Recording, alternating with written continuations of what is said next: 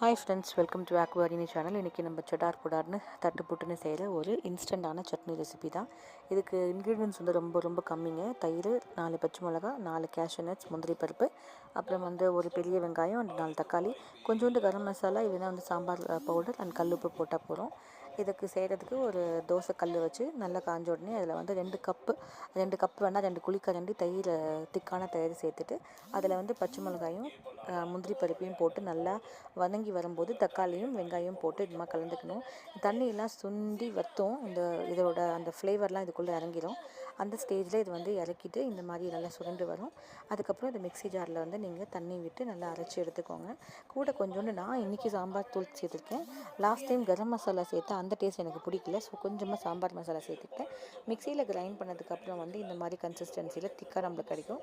நல்லா முறுமுறுன்னு தோசை சுட்டு இட்லியோ இதோட வச்சு சாப்பிட்டா வந்து தோசை காலியாகிறதுன்னு தெரியாது, சட்னி போகிற இடமும் தெரியாது.